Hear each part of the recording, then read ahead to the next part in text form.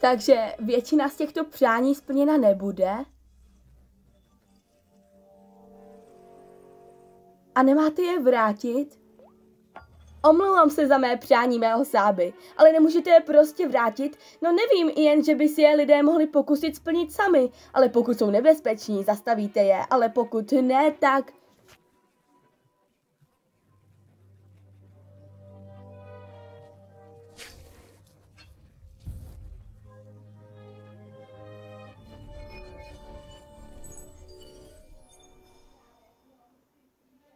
Starost tím uděláš, že zapomnou tu nejhezčí část sebe.